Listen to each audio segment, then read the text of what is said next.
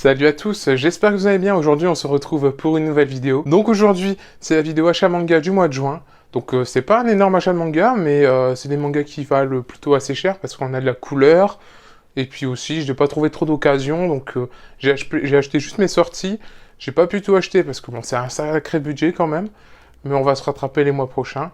On commence tout de suite. Avant que la vidéo ne commence, n'hésite pas à liker et à t'abonner à la chaîne, c'est super important, je compte sur toi. On commence tout de suite avec les éditions Toto avec Tower of God, donc c'est un webtoon, c'est un des webtoons les plus connus au monde, et c'est le premier tome qui vient juste de sortir. Tower of God, c'est disponible en version numérique sur l'application Webtoon, donc de Naver, donc c'est possible de trouver les premiers chapitres, et donc là c'est les versions françaises et la version papier. Il y a une adaptation animée qui reprend la première partie de Tower of God.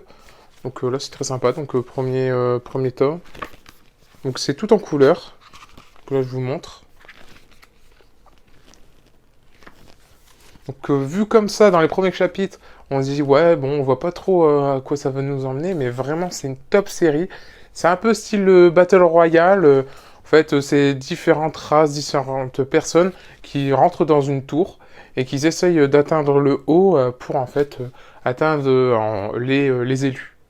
Donc c'est une très bonne série et je vous recommande, c'est un de mes webtoons préférés, donc allez-y, Tower of God. On enchaîne avec les éditions Neve Graphics avec Nagatoro, le tome 2 en édition collector avec son petit livret. Donc arrête de me chauffer Nagatoro, il y a un animé qui vient juste de se terminer sur Crunchyroll, donc ça reprend quelques tomes, je dirais 5 tomes, donc très bonne petite série, et puis là c'est l'édition Deluxe.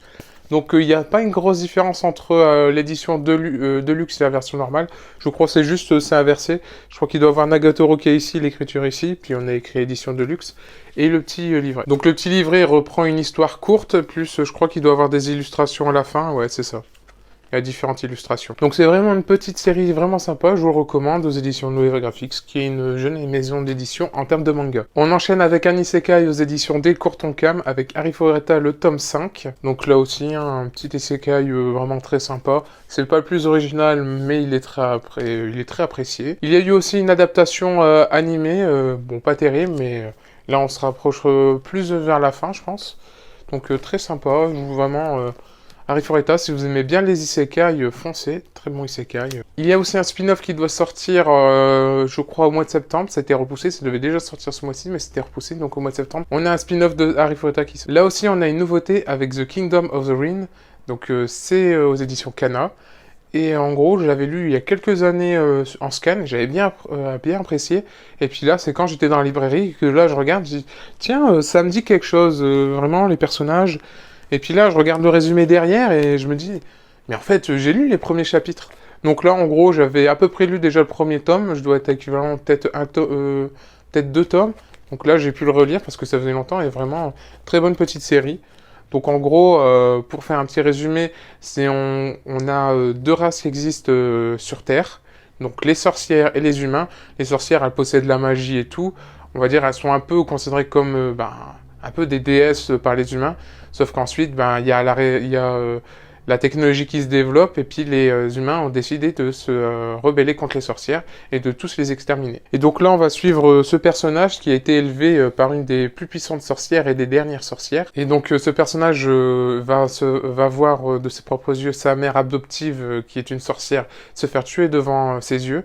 Et donc va vouloir se venger des humains. Donc c'est un manga qui est plus pour les adultes, c'est du seinen, hein. On voit des scènes de meurtre, vraiment, c'est une guerre en fait entre les humains et les sorcières, plus notre personnage principal qui est en quête de vengeance. Donc c'est pas adapté à tout le monde, donc si vous lisez, attendez-vous à voir des scènes un peu gore, donc moi je trouve que c'est une très bonne série, je vous conseille vraiment de le lire. Comme j'ai eu droit à un petit marque-page, Kingdom of the Ring. Ensuite, je me suis acheté le dernier tome en édition collector de The Promised Neverland, donc aux éditions Kazé. Donc je vais vous l'ouvrir. Donc là on ouvre, on a un marque-page métallique. On a une petite image, un ex-libris, ouais. C'est vrai, un ex-libris. Et à l'intérieur, on a, je crois que ça doit être des bracelets. Et les 2 tomes. Je dis les 2 tomes parce qu'on a le tome 20, plus un roman à côté, voilà. voilà, je vous montre à l'intérieur comment c'est. Donc très beau coffret, donc une belle édition collector. Je suis content de l'avoir acheté, vraiment. Vraiment, là, ils sont pas foutus de notre part pour ce coffret. On en a pour quoi, une 17 € je crois. Je me souviens plus exactement. Mais vraiment, le coffret est vraiment très sympa. Donc j'ai pas lu encore la fin de The Promised Neverland, j'ai quelques tomes de retard, mais il fallait que j'achète le coffret. Il y a encore un coffret qui va sortir fin d'année, je crois. Donc là, c'est pas le tome 21, ça doit être des histoires à part, genre de truc. Donc The Promised Neverland, c'est un très bon titre, ça se termine en 20 tomes, vraiment je vous le conseille. Ensuite, aux éditions Doki Doki, c'est pas une nouveauté, mais c'est 2 spin-offs, donc Ensuite, aux éditions Doki Doki, donc c'est pas une nouveauté, mais je les ai achetés quand même pour avoir une petite surprise avec. C'est les spin-offs de Mushoku Tensei, donc les aventures de Roxy, qui est un des un des personnages plutôt récurrents. Et voilà, il me fallait en fait acheter 2 tomes de Doki Doki pour avoir ceci.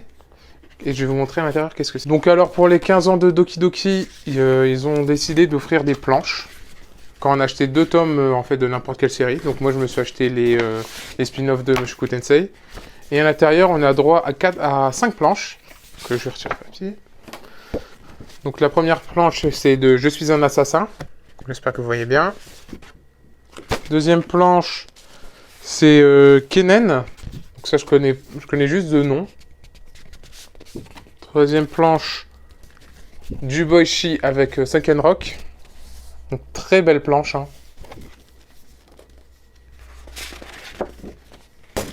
Et la dernière, c'est ça, c'est bien la dernière? Ah non, l'avant-dernière. Donc là, on a de The Rising Shield of Hero, si je prononce bien.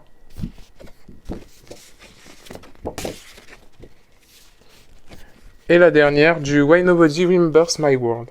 Donc vraiment des grands formats comme vous pouvez le voir là. Vraiment très content de les avoir. Donc c'est offert avec, et apparemment ils ont pas mal de stock, donc n'hésitez pas, hein, 2 tomes de Doki Doki, vous prenez. En plus il y a sûrement je crois que j'ai vu des tomes à 3 € de Doki Doki, c'est du neuf hein, bien sûr. Donc si vous prenez un tome à 3 €, puis un tome à 7 €, voilà, ça fait 10 €, puis vous avez 5 belles planches, vraiment, allez-y, c'est une bonne petite offre.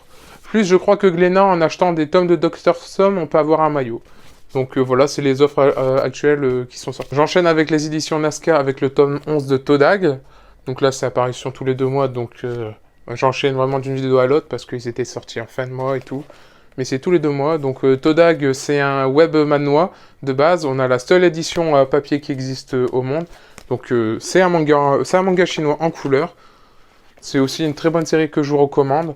Bon, là, il y a déjà 11 tomes que ça sort, tous les 2 mois, c'est un bon rythme de parution. Vraiment, c'est une très bonne série, c'est une des séries que je préfère. Je les achète tout le temps.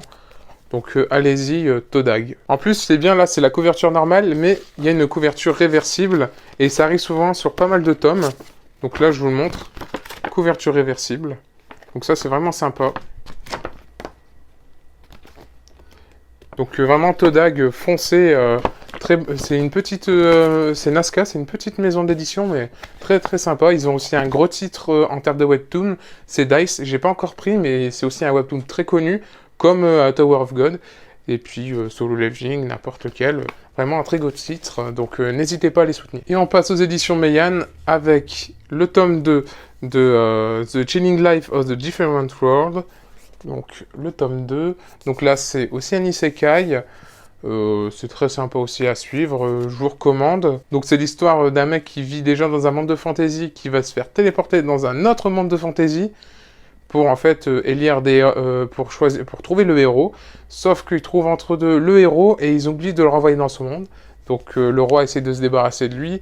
Et quand il va passer le niveau 2, il y a quelque chose qui va se passer et qui va changer toute sa vie. Donc voilà. Allez le lire, c'est un très bon isekai, donc je vous le conseille. On enchaîne avec les Kingdoms, donc ça c'est mon abonnement, donc j'ai reçu du tome 11 au tome 14, donc je vais vous montrer les covers. Tome 11, le tome 12, le tome 13 et le tome 14. Donc là, il faut que je les lis, je suis très content de les avoir su. Je vais sûrement les lire d'ici la semaine prochaine. Donc Kingdom, très bonne série, je vous recommande aussi. C'est sur l'histoire de la Chine, surtout des guerres, pour l'unification de la Chine. Donc allez-y, Kingdom. Et ensuite, un webtoon aux éditions K-Books, donc Delcourt. Donc c'est leur version, leur partie webtoon, ils ont créé K-Books. Donc ils ont sorti il n'y a pas longtemps Solo Leveling, le tome 2 est sorti, et en même temps que le tome 2 est sorti, on a le tome 1 de Noblesse, qui est un très très gros webtoon que j'apprécie. Il y a une adaptation animée qui est sortie l'année dernière, je vous recommande. Vraiment, un super webtoon, donc tout en couleur. Ça se lit dans le sens français, ouais, c'est dans le sens français, donc vraiment très gros webtoon. Donc c'est l'histoire de Raizel, qui, on suppose, un surhumain qui se réveille après plus de 800 ans de sommeil. Et en gros, il se retrouve en pleine Corée, puis il va essayer de reprendre ses marques. Et en gros, dans la Corée, il y a bien sûr des monstres. Et on essaye de savoir qui est Raizel, qu'est-ce qu'il faisait avant, et puis aussi se débarrasser des monstres qui viennent l'attaquer. Donc voilà, Noblesse. Et pour finir, et mon seul manga d'occasion que j'ai acheté pour ce mois-ci, donc le premier tome de Code Geass. Donc Code Geass, à la base c'est un animé, je crois qu'il doit avoir 8 mangas, je crois, c'est ça, et ça doit se terminer en 8 tomes version manga. Moi c'est un de mes animés préférés que j'ai vraiment... c'est un plaisir à chaque fois de regarder, vraiment Code Geass c'est top. Donc là je me suis pris le petit tome d'occasion, je l'ai vu traîner. C'est plus possible de trouver en neuf, donc là j'ai trouvé, il traînait, j'ai fait bon, je vais le prendre. Hein. Donc voilà, le petit Code Geass, que je vous recommande vraiment de regarder l'animé parce que c'est incroyable. Voilà, la vidéo est maintenant terminée, j'espère que la vidéo vous a plu. Donc n'hésitez pas à liker, à vous abonner, et puis même à écrire en commentaire vos achats manga de ce mois-ci. On se retrouve bientôt, peut-être pas la semaine prochaine, non même pas du tout la semaine prochaine. Je vais ralentir les vidéos ce mois-ci. Même pour le mois d'août, peut-être un peu moins, mais là c'est les vacances, tout le monde ne regarde pas. Les séries aussi ça baisse, hein, il faut que les maisons d'édition et les libraires prennent des vacances. Donc là le rythme de parution, à part pour le mois de juillet qui va être très chargé, parce que d'habitude c'est la Japan Expo, donc ça va être très chargé au mois de juillet, puis en mois d'août ça va baisser. Donc on va avoir peut-être une vidéo, pas deux, peut-être deux maximum au mois de juillet et au mois d'août. Donc je vous remercie d'avoir regardé la vidéo.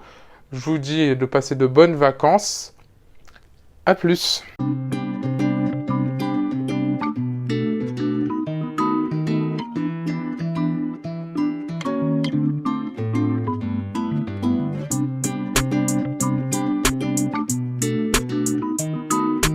お前は